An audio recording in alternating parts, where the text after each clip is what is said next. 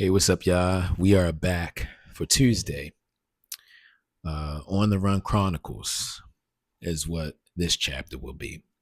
Um, I wanted to just touch bases, just sharing a little bit of my backstory before, for those who follow me on social media. But if you don't, my name is Akio. I'm a shoe muralist. I'm a creative.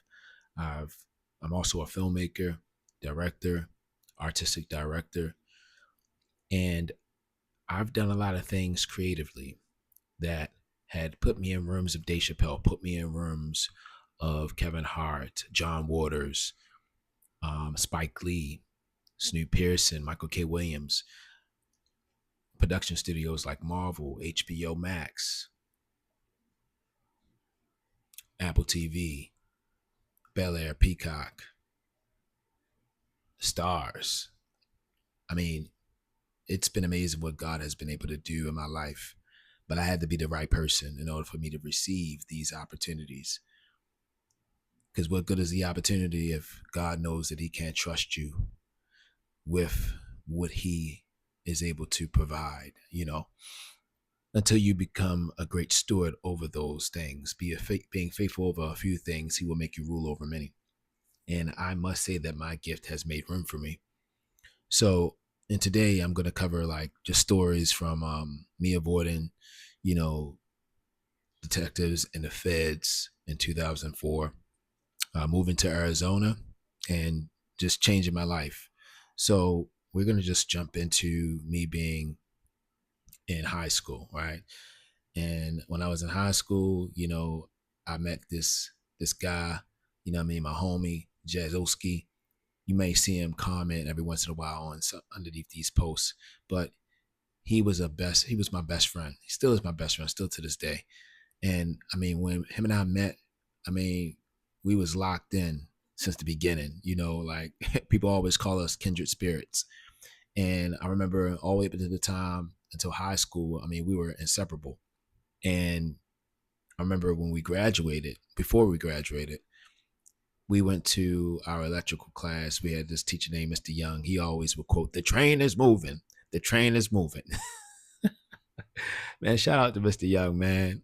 The train is moving. I remember he had invited this technician or this recruit from High Tech Institute, and me, Jazz, and a few of my classmates, we were just looking at the tech. I remember she was a blonde, but she had a tan. And Arizona had, if Arizona had a name, she would be written all over it. That's why I do remember. She had a tan. It was a blue suit. Looked like she didn't even belong, in our high school, in Northern High School. Northern High School was, I'll explain the story about that another day. But I do have Northern High School Lost Tapes. For those who went to Northern who might be tapping into this video, check out the Northern High School of Lost Tapes if you haven't seen it. But anyway, Jazz and we were in the classroom, and I remember Jazz was very like attentive. He was very interested to what the rep was saying. And I remember after she left, Jazz was like, "Yo, I'm going. I'm going." I said, "You going where?" "I'm going to Arizona." I said, "Yo, what?" So he decided to go. I decided to stay. And I'm just speeding through the story here. And when he went and when I stayed, let's just say that a lot of things had changed for me because I didn't have a plan. You know, I'm gonna say like not even a year after me graduating, I just started slowly but surely delving into getting into trouble. The trouble didn't catch up with me, but when it finally did, it was like a domino effect.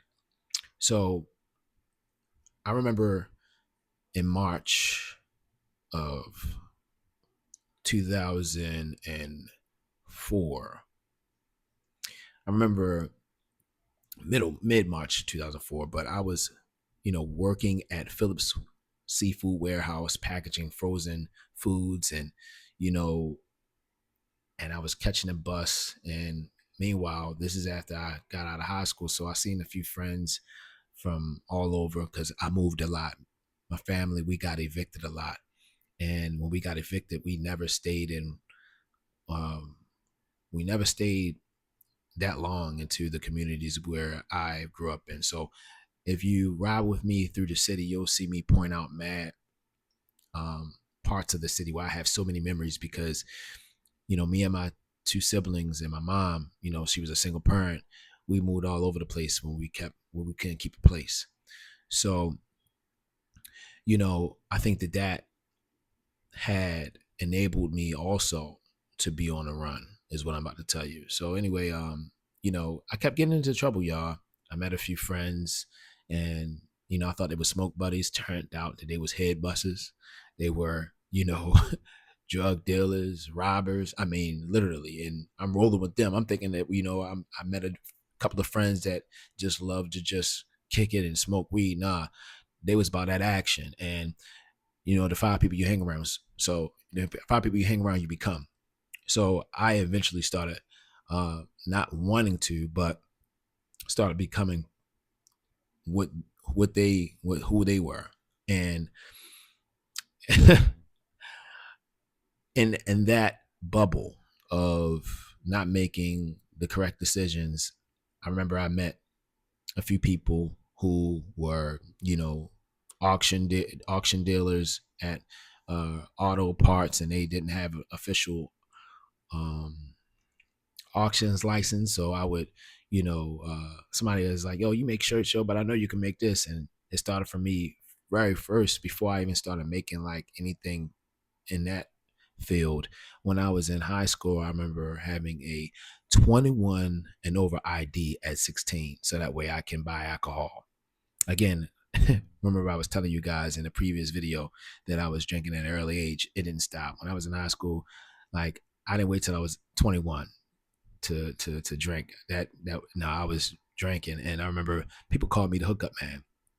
If they wasn't contacting me to, when I was working at Target and I was boosting camcorders and Sprint flip phones and Game Boy Advances and PS2s and Xboxes, if they wasn't contacting me for that, they were contacting me for getting, booze. And it didn't make it any better that, shout out to, I'm not going to say any names, but the person that worked at the bar, you know, he favored me. Him and I looked alike. He was Japanese, so he looked at me like I was one of his.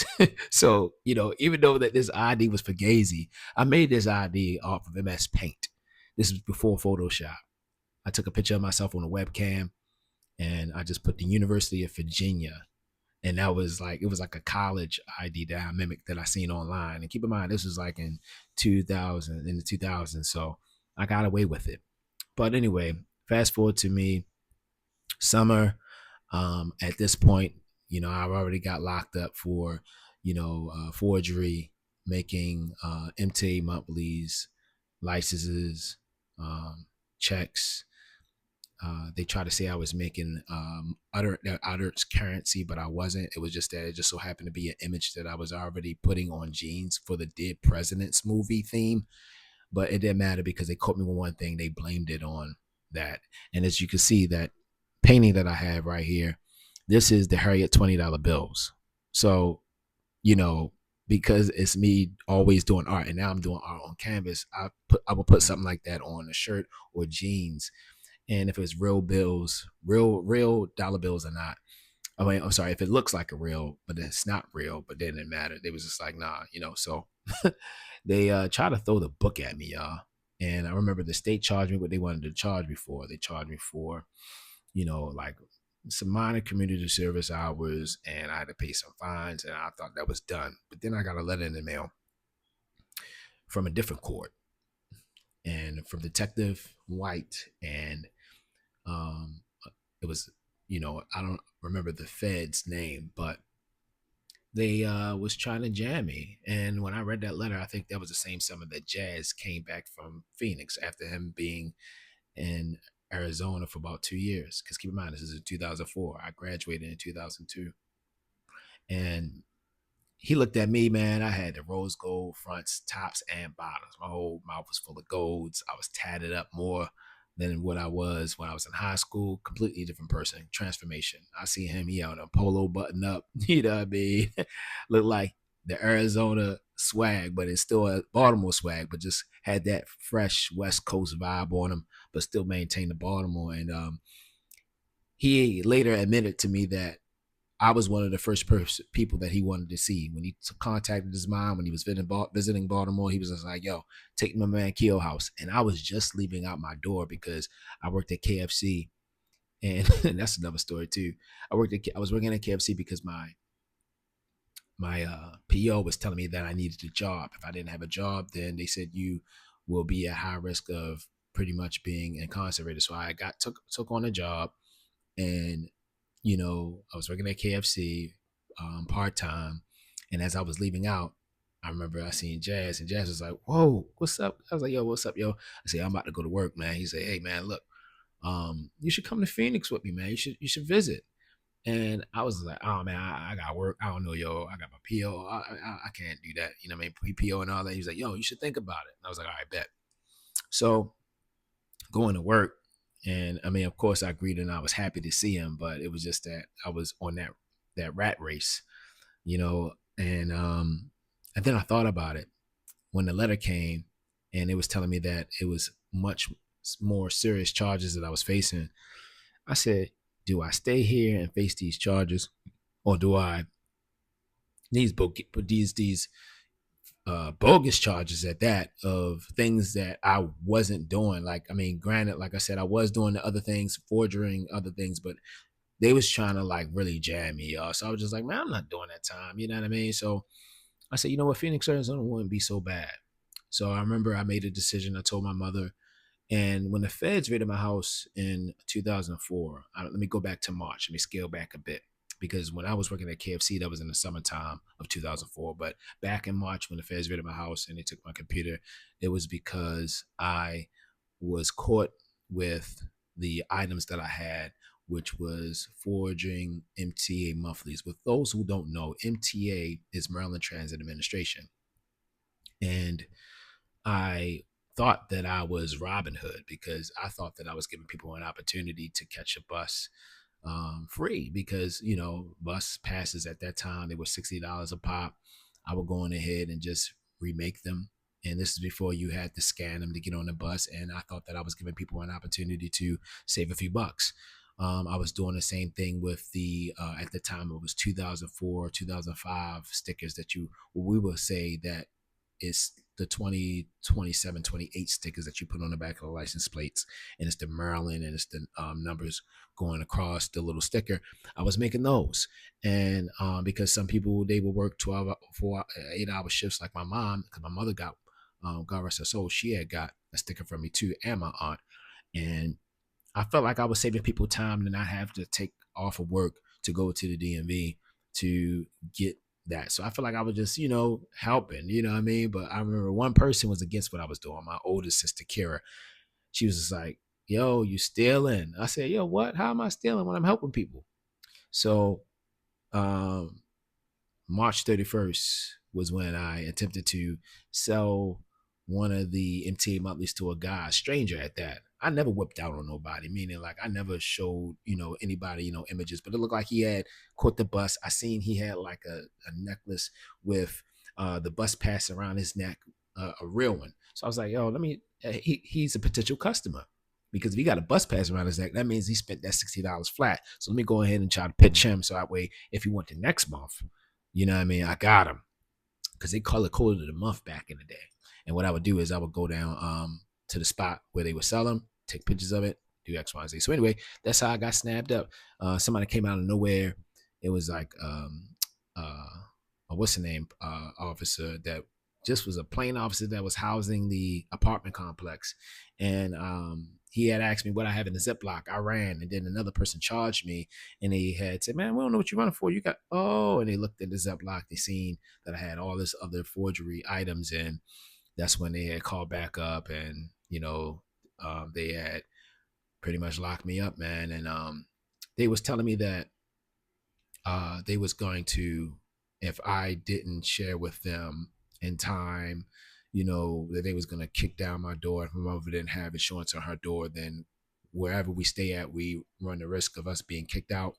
And rightfully so. It's crazy because when I was locked up, they didn't let me use the phone. The authorities, for some reason, I was gonna call my homie David to tell him like, "Yo, like, can you just move that computer out there?" They didn't let me use the phone at all. Like when they call people up and to use the phone, the authorities told me to stand on the side, and I was like, "Yo, I can't use the phone." It was weird. So sure enough, man, they did exactly what I thought or what I didn't think. They raided the house, no, like right then and there. They had a warrant, and my mother was running late that day. Luckily, she was running late because if she would have left ahead of time, which she normally is on time, they would have they would have kicked that door down, and we would have probably had been kicked out. So my mom was running late, and this was told to me to people who lived in the neighborhood what happened, and they took everything, man. They took even some of my real documentation, my real. They say, yo, like your IDs and birth certificates looks real. So they took everything, man. They even took some things that was owned by my brother who passed away, you know. And when I finally got home, I was so like embarrassed, and my mother, she was watching TV, and she was embarrassed too. I now I'm thinking about it, and she wasn't even mad. She was like, "You good? Did you eat?" And that she was just calm, and I think that she was calm because I was looking out for her too, but it was a wake up call for me that I needed to change, but going downstairs because we stayed in a townhome. And it's funny because the townhome that we stayed in, a friend of mine who was in there before I moved in there, their house is raided because they had a drug raid. So then when I moved in there, my house is raided. And it must have been a spirit there or something, right? But anyway, I'm looking in the living room where the computer was, my mother's computer where it once sit, and it was gone. All I can think of was I just wanted to make clothes because that's what I was doing on there, right? So then in that same summer, you would think that I would lay low. That same summer, man, I took matters into my own hands, and you know, I broke into one of my old schools during the summertime to get a computer. And it was like back in the day, Dell. Like, dude, you're getting the Dell. So anyway, got the Dell, got this guy named Papa G to kind of fix my computer up, and now fast forward back to, you know, me being at KFC.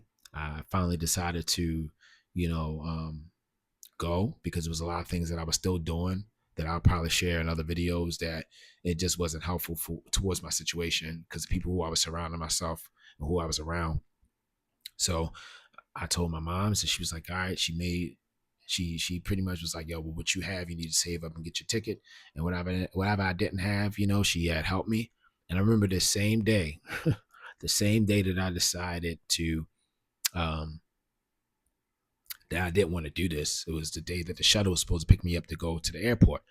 And I remember going downstairs. My mom was brewing her coffee, and I said, "You know what, Mom? I think I'm gonna stay because I don't have my ID. Being when the feds were in my house, and I didn't have my ID. I had no identification. They took all the real ones. The only thing I had was an MCI ID because I used to work at MCI. MCI was this call center company, long distance company. Yeah.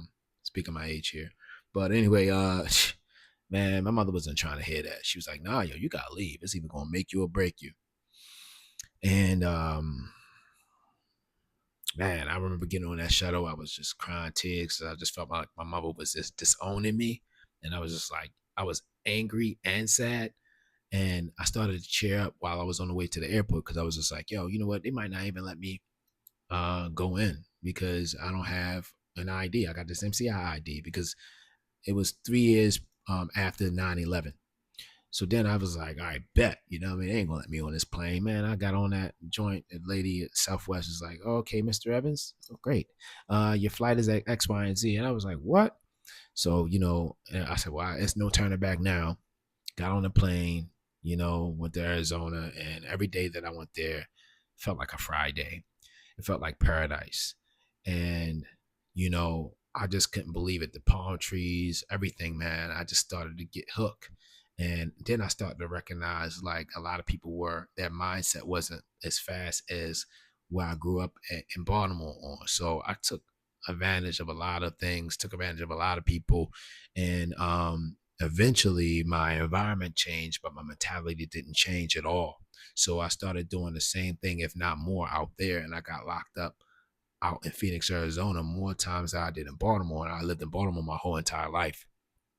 And, you know, that that is also what led me to leave Phoenix, Arizona, go back to Baltimore during the holidays, but I wasn't ready to leave. And one of my people who I was dating at the time, who I met in Phoenix, Arizona, she was from Spokane, Washington, and I was still connected to her. And being that I wasn't ready to turn myself in, then I fled from Baltimore to go to Spokane, Washington. So the first clothing line that I ever had was called Ricochet. I'm sorry, it was called Ages. And then but when the feds raided our house and they took that computer, I had to start a new line, and that line was called Ricochet. Ricochet was a line that was dedicated to my father. It was like the crosshairs, and the Ricochet, the letter R was a pistol, but the smoke was coming off the R. And I felt like the reason why I made that was because I felt like I was a son of a gun. Because in hip hop, the Roscoe stands for like the ratchet or the Glock. So being a little, my father's name was Roscoe Avon Evans. I decided to create that in a way where I felt like I was ricocheting through cities and being on the run, and you know, that's how I already started. I was already doing like Harriet Tubman and Honey Camo pieces way back in like 2006 because I was on the run. I didn't really take care of my situation until I want to say like I wasn't clear of my situation until like '08, '09, and even then it was still lingering. But while in Arizona, I started like still uh, making clothes and just connecting with the culture out there, and just man, out there I started like selling weed for this gang member. I'm not going to say the affiliation, but when he started, it's like every time I was like on a roll, because when I was in Phoenix, Arizona, I also was getting kicked out of malls. And when I was in malls selling my shirts and just selling anything that I had that I could put in my bag, the mall got mad at that and they started to kick me out. And then I got to the point where I said, okay, I'm gonna go into another entrance, because I started to know which worker works at what. And I would go into the bathroom at like 9 a.m. because the malls open up at 10 or 11, but they always open at 9 a.m. for the employees. So I would get into the mall and I would just go into the bathroom. And the Phoenix, Arizona at that time, the establishment was very new. So when I pulled down the stall, it's like where they changed the diapers of the newborns. It was new, so hardly nobody used it. And if somebody used it, I would wipe it down. But I would use that, and I had an iron with me, and I would make T-shirts in the mall. And when the mall opened, I would just post it up inside the mall, trying to sell my shirts until I got kicked out. Eventually, it got to the point where they didn't ever even apprehend me. They just was like walking me and following me until I exit. But then it got to the point where I said, okay, I'm gonna stop selling out in the open, and I'm gonna go to individual stores to sell. And that's why I met this guy named Fernando. Fernando, he was the manager at Underground Station, and he started saying, "Hey man, I seen you get kicked out a few times, man. I want to propose something to you, man. I don't want anything from you. You can do what you want. I just want to support you because you're an artist. Would you mind do you want to just sell your t-shirts and just hang them on that clearance rack over there? And if anybody, purchase it, then it's all you, man. I just love your swag. I love your style. You might attract customers to come in." I said, yeah, no doubt. Sure. I'll do that. So that's what I did, man. I hung all my t-shirts that I would bring and I would make, and I hung them around the clearance rack. And it was funny because I would say, yo, I made it. And maybe they couldn't understand me because my accent was much more thicker then. They would grab the shirt, look at me right in my eyes, and then goes to the cashier to try to like pay for it. And then either whoever was on the cashier at the time, Emily or Fernando, they would point at back in my direction, like, yo, he made that. And like, yo, you made this? Because a lot of stuff at that time, or what I'm even making now to this day, it looked like it was store bought, because I always would pick the very high end quality fabric, whether it was transfer fabric, to produce what I'm trying to produce. So that happened for a while, man. I was on a roll. And then somebody had seen me, a gang member seen me, and he was just like, yo, man, I got a proposition for you. He would put me on to, quarter pounds. And while I'm out with my t-shirts and my duffel bag. My duffel bag not only smelled like weed along with the new t-shirts, but some people in Arizona didn't mind it. But yeah, man, it was wild, man. Like I would, be out there in 120-degree weather, jamming out. And then I met this other guy named Muhammad who they have like these liquor stores out there that's like the drive through. And I linked up with him. I forgot how I linked up with him. It might have been because he worked at the liquor store and I would always get my blunts. But it got to the point where I was jamming out by Muhammad being, he worked it was like a drive through liquor store. And people would pull up, and if they wanted something like, yo, my man got that smoke too, I would go outside and serve. And that's how I was really jamming out. And it got to the point where even the guy who put me on, he was just like, yo, like you helped me get my car and out the shop, man, this summer. You know what I mean? And then it happened. I got jammed up out there. I think this is like even the second or third time I got jammed up, July the 8th of 2005. And me, Jazz, and Wayne, we had weed, we had guns, and that was the night that Jazz almost lost his life.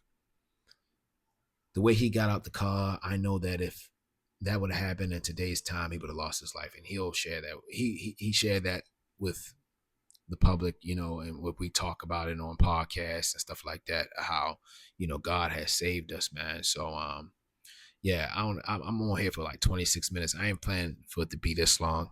I'll be trying to keep everything at a bare 17, but I hope I tapped in and shared with you guys some things that you can connect with.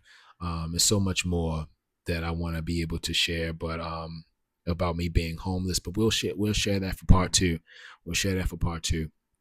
Because a lot of things had happened, but me having those experiences changed my life for the better. My mother always said it will make you or break you, and it made me. And I wish she was alive to see the great things that I have been able to do since her passing in 2012. So yeah, that's story time with Akio Evans. Today was On the Run Chronicles. If there's anything that I had shared that you feel like I need to talk about on part two of this, which I would do in the next one, not tomorrow, because tomorrow's going to be a different topic, but I'm going to do these in order and pick up where we left off at in the following week. So if there's anything that, you've took away from this, drop a comment and let me know your feedback. It's much appreciative. I appreciate it. And just thank you for, maybe washing your dishes, cleaning up on the road. Thank you for allowing me to pour into your spirit. You know what I mean? Because God has been able to do these amazing things in my life, and I just want to share my testimony. And if I just reach one person, this message, this story is for you. So again, y'all, I'm out. Peace and hair grease, whatever they say. And catch me on the next one. All right. Peace.